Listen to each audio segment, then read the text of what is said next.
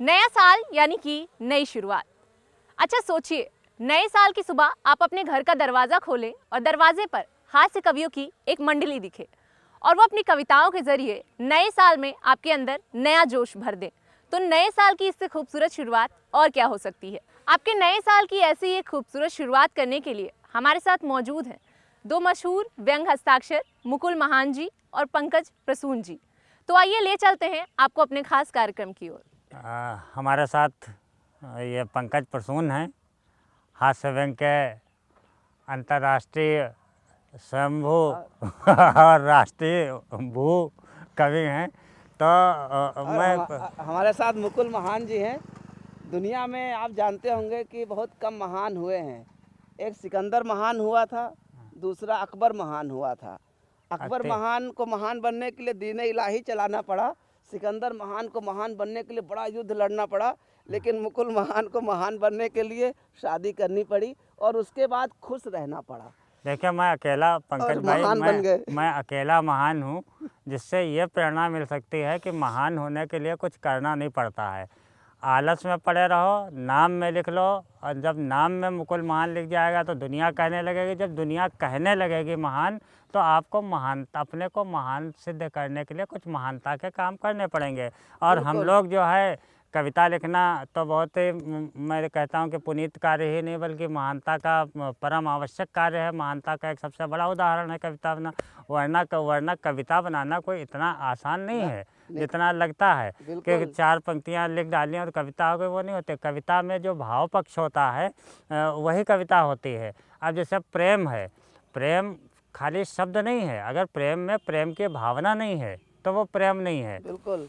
तो इसलिए जो है ज़िंदगी में जो भी हम करें उस चीज़ के करने की भावना भी उसमें डालें, तब तो बात बनती है। बिल्कुल। और नीरज जी ने बड़ा बढ़िया कहा कि कवि क्या है, कि उन्होंने कहा कि आत्मा के सौंदर्य का शब्द रूप है काव्य। हाँ, आत्मा के सौंदर्य का शब्द रूप है काव्य, मानव होना भाग्य है, कवि होना सौभाग्य। हाँ, तो उन्होंने हमारे लिए इतनी बढ़िया लाइन लिख दी कि हम लोग लाइन पढ़ते रहते हैं, मस्त रहते हैं। तो पंकज भाई, हम लोग सिर्फ अपनी प्रशस्ति गान ही न करें, अपनी ही तारीफ न करें, जो सामने बैठे हुए लोग सुन रहे हैं, हम लोगों को बड़ी आस्था के साथ सुनना है कि कुछ सुनाएंगे भी। तो इन बातों से हट करके कुछ प्रेम की बातें करें, कुछ प्रेम की बातें करें, या कुछ ऐसी बातें करें जो लगे कि हम लोग वास्तव में जिस कविता को लेकर के आपके सामने आए हैं वो मार्ग भी दिखाए, आपको प्रेरणा भी दे। और कविता वही है। देखिए, परिवर्तन तो प्रकृति का नियम है, बदलाव आते रहते हैं। मैं चार पंक्तियां सिर्फ परिवर्तन पर कहना चाहता हूँ कि कल तक जितने भिखमंगे थे वे सब माला माल हो गए। क्या बात है, वाह। कल तक जितने भिखमंगे थे वे सब माला माल हो गए। विक्रम बने घूमते थे जो सबके सब बेताल हो गए। विक्रम बने घूमते थे जो सबके सब बेताल हो गए। और लड़के की शादी में ऐंठे 25 लाख दहेज नकद, और लड़की की शादी में बोले हम तो केजरीवाल हो गए। तो जब अपने पर आए तो आदमी बदल जाता है। तो ऐसा नहीं होना चाहिए। एक स्थायी उसूल होने चाहिए, कुछ ज़िंदगी के नियम होने चाहिए, और प्रेम का भी एक नियम होना चाहिए। अच्छा, जो व्यक्ति प्रेम करता है पंकज, मैंने देखा है कि उसको लगता है कि पूरी दुनिया प्रेम ही कर रही है। तो ऐसी स्थितियाँ होती हैं। बिल्कुल। एक हमारे साथी थे, तो उनकी स्थिति बताता हूँ कि जब से हुई मोहब्बत वो अधमरा दिखाई देता है। जब से हुई मोहब्बत वो अधमरा, प्रेम वैसे ही अधमरा कर देता है। जब से हुई मोहब्बत वो अधमरा दिखाई देता है।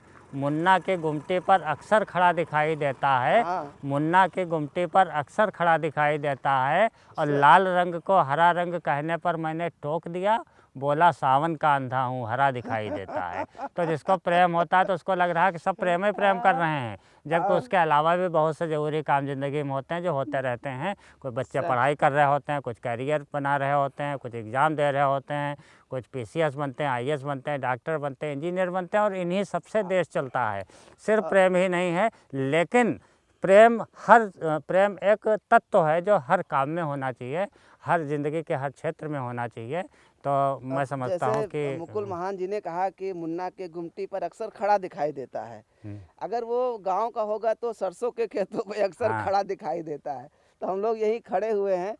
और ये बात अलग है कि हम भैंस दिखाई दे रहे हैं, ये बैल दिखाई दे रहे हैं और खेतों में यही सब दिखना भी चाहिए। खेतों की बात आई और हम लोग जब रास्ते में आ रहे थे तो देखा कि हम लोग खेत में शूटिंग करना चाह रहे थे, कोई खेत नहीं मिल रहा था, तो सब जगह ये तार कटीले लगे हुए और बड़ा। अच्छा, जब सरकार नई नई आई थी, थोड़ा सा विषय को हल्का सा मोड़ता हूँ कि जब नई नई सरकार आई थी तो उस समय दादा आपको याद होगा एंटी रोमियो चलाया गया था। हाँ, तो जब सरकार आती है तो नई ही होती है, इसमें कौन सी बात है।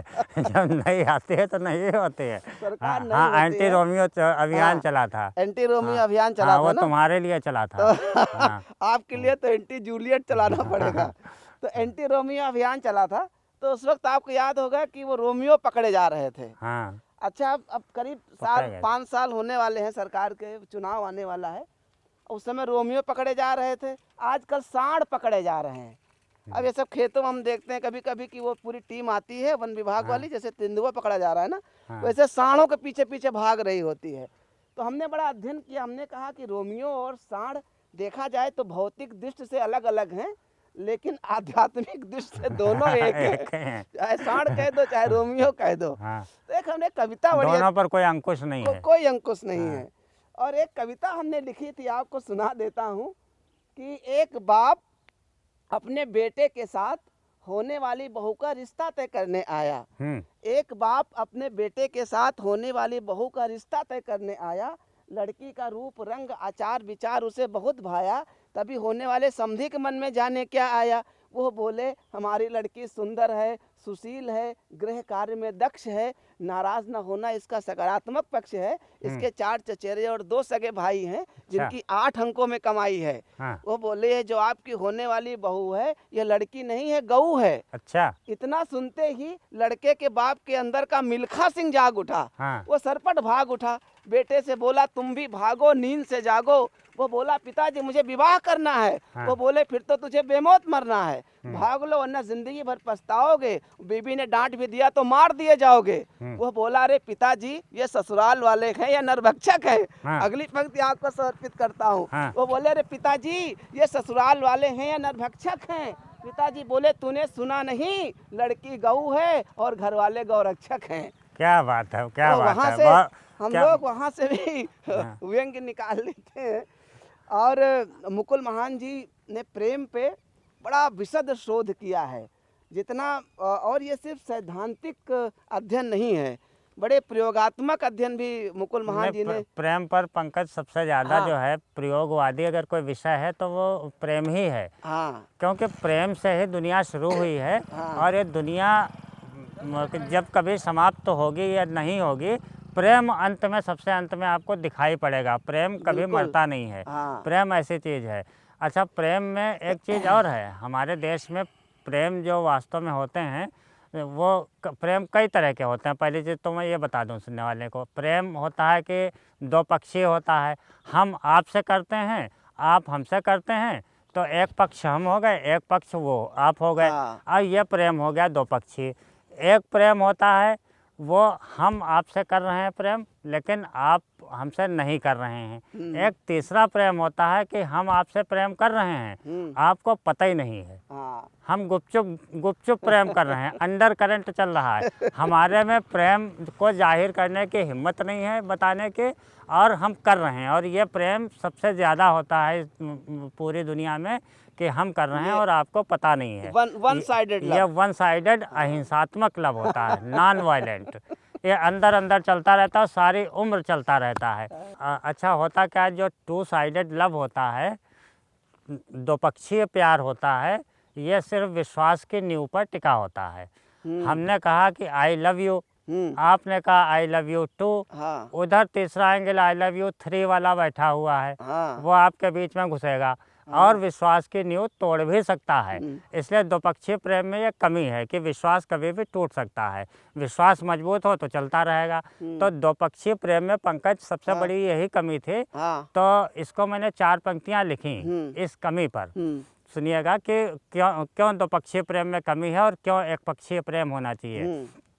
कि जिसे प्रेम तुम समझ रहे हो, 2 पक्षीय जिसे प्रेम तुम समझ रहे हो, हो सकता वो धोखा हो, धोखा हो। हाँ जिसे प्रेम तुम समझ रहे हो सकता वो धोखा हो। हाँ ऊपर मोती चूर का लड्डू भीतर बाटी चोखा हो, हाँ ऊपर मोती चूर का लड्डू भीतर बाटी बाटी चोखा चोखा हो। हो, हाँ। और उसका दिल हो प्रेम का मंदिर, इसकी भी गारंटी क्या।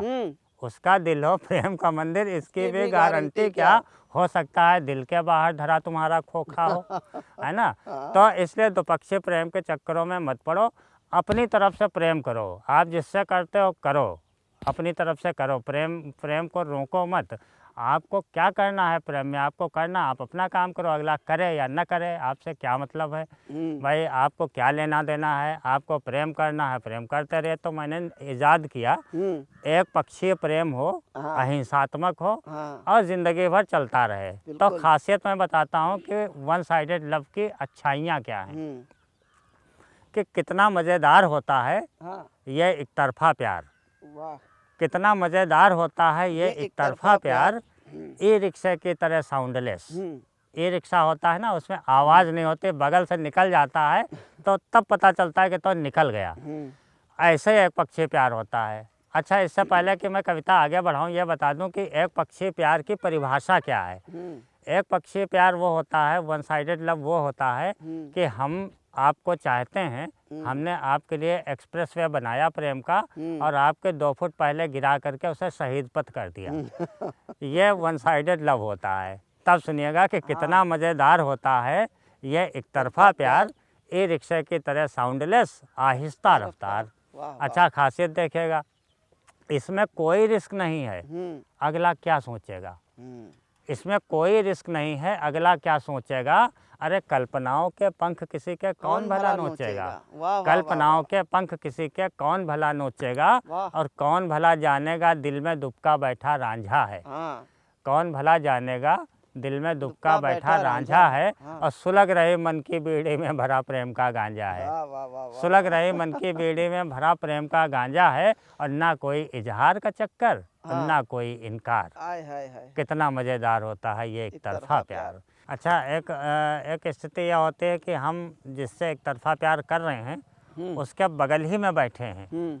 सपोज करिए कि हम कर रहे हैं और हम उस लड़की के बगल में बैठे हैं जिससे एक तरफा प्यार हो रहा है, और उसको पता नहीं है कि ये बगल वाला लड़का जो है वो हमसे एक तरफा अंदर क्या सोच रहा है और वो क्या सोच रही है। दोनों का तुलनात्मक अध्ययन देखना कि कन्या सोच रही है मन में भैया जी हैं भोले। कन्या सोच रही है मन में भैया जी हैं भोले, लेकिन भैया के दिल में है प्रेम के सब हथगोले। लेकिन भैया के दिल में है प्रेम के सब हथगोले। बगल में बैठे भैया सोचें नैना बड़े नशीले हैं। देखना लड़की क्या सोचे, लड़का बगल में बैठा भैया सोचे नैना बड़े नशीले हैं। गालों के डिम्पल प्रीति जिंटा की तरह कटीले हैं। गालों के डिम्पल प्रीति जिंटा की तरह कटीले हैं। अच्छा, निजी प्रेम की नाव है इनकी, और खुद खेते पतवार। कितना मज़ेदार होता है ये एक तरफा प्यार। अच्छा, तीसरी स्थिति क्या होती है कि इसमें कोई कैपिटल इन्वेस्टमेंट नहीं है, कोई पैसा नहीं लगना है, 1 रुपया भी नहीं लगना है, 1.5 रुपया भी नहीं लगना है। आपकी जेबें खाली हैं, आप एक तरफा प्यार कर ही सकते हैं। तब ये स्थिति होती है कि ख्वाबों में 2 पंख लगाकर खूब घूमते रहिए। ख्वाबों में 2 पंख लगाकर खूब घूमते रहिए, और भावनाओं का इत्र डालकर स्वयं सूंघते रहिए। भावनाओं का इत्र डालकर स्वयं सूंघते रहिए, और कोई इंडिगो, एयर इंडिया या पकड़ो विस्तारा, और खुद ही बनो पायलट इसके पहुंच जाओ अंकारा। खुद ही बनो पायलट इसके पहुंच जाओ अंकारा, और जब चरित्र भर जाए प्रेम से आ जाओ इस पार। कितना मज़ेदार होता है ये एक तरफा प्यार। ई रिक्शे की तरह साउंडलेस, आहिस्ता रफ्तार। तो इसलिए अपनी तरफ से मैं सबको संदेश देना चाहता हूँ कि सबसे प्यार करिए, अपनी तरफ से करिए। अगला आपके प्यार की निष्ठा अगर होगी तो अगला भी आपसे प्रेम करेगा, और इस तरह से प्रेम की पूरी फसल देश में लहलाएगी, और हमारा देश प्रेममय भक्ति मार्ग पर चलता हुआ विकास के रास्ते तय करेगा।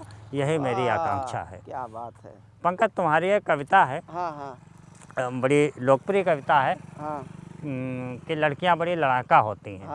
और ये सुनने में ये लगता है कि लड़कियां बड़ी लड़ाका होती हैं। लड़कियों के के सम्मान में कविता नहीं होगी, बल्कि लड़कियों को लड़ाका सिद्ध करने की कविता होगी। लेकिन ऐसा नहीं है। ये लड़कियों के प्रशस्ति में, लड़कियों की तारीफ़ की, लड़कियों की वास्तविक ज़िंदगी की एक बड़ी परिभाषा देती हुई कविता है, जो लड़कियां बड़ी लड़ाका है के नाम से बड़ी फेमस कविता है पंकज प्रसून की। मैं चाहता हूं कि वो कविता हो जाए। बिल्कुल बिल्कुल, मैं उस कविता को सुनाता हूँ। और प्रेम बड़ा शाश्वत विषय होता है। और मुझे एक लाइनें याद आ गई कि प्रेम शाश्वत होता है और गड्ढा भी बहुत शाश्वत होता है। हाँ, है ना। प्रेम और गड्ढा, प्रेम दो और गड्ढा दो कभी देश से दो मिट अलग नहीं अलग। सकते। हाँ, दोनों कभी नहीं मिट हाँ, सकते। हाँ, कभी गड्ढे में प्रेम आ जाता है तो कभी प्रेम गड्ढे में चला जाता है। हाँ, हाँ, प्रेम में गड्ढा आ जाता है। तो जो सड़क होती है हाँ, वो क्षणभंगुर होती है, जो गड्ढा होता है वो शाश्वत होता है। हाँ, मुझे 4 पंक्तियां याद आ गई कि कहा गया था कि सब गड्ढे भर जाएंगे।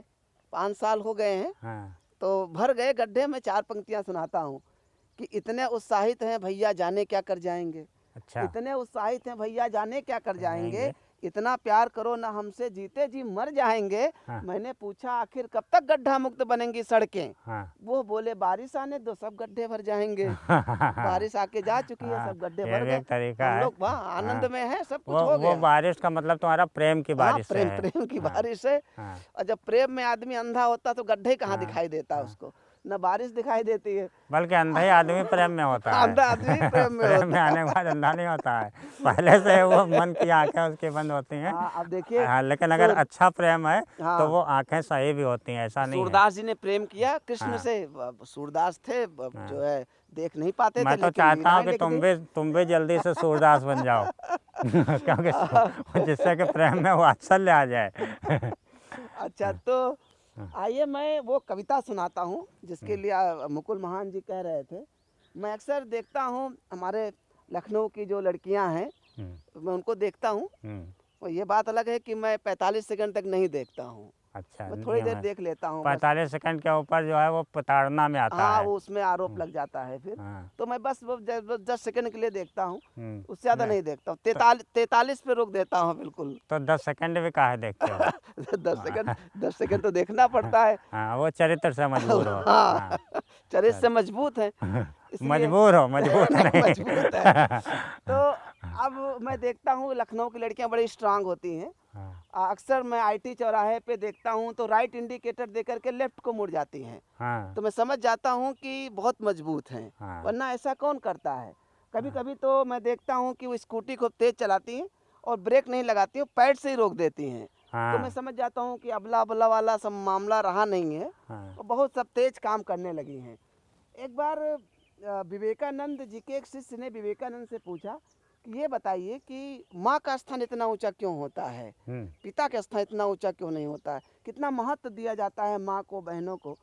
तो उन्होंने कहा विवेकानंद ने कि ये लो 3 किलो का पत्थर, इसे अपने पेट में बांध लेना और 4 दिन तक बांधे रहना, उसके बाद मेरे पास आना तो मैं इस सवाल का जवाब दूंगा। उनका शिष्य गया 3 किलो का पत्थर अपने पेट में बांध करके 4 दिन क्या, वो 4 घंटे नहीं उस पत्थर को बांध पाया। वापस उनके पास आया और कहा कि मैं इस पत्थर को बांध नहीं सकता हूँ, इस भार को हटा लीजिए। तो विवेकानंद ने कहा कि तुम एक 3 किलो का पत्थर 4 दिन तक नहीं बांध पाए और एक माँ इससे ज़्यादा का वजन अपने पेट में 9 महीने तक रखती है, इसलिए वो बड़ी होती है, इसलिए वो उसको शक्तिशाली कहा गया है। शक्तिशाली कहा गया तो है। ये कविता की भूमिका में था, यही था। लड़कियां बड़ी लड़ाका होती हैं। इस कविता को सुनिए और एक कविता आपको यात्रा कराएगी कि आखिर लड़ाका क्यों होती हैं। मैंने देखा एक लड़की महिला सीट पर बैठे पुरुष को उठाने के लिए लड़ रही थी।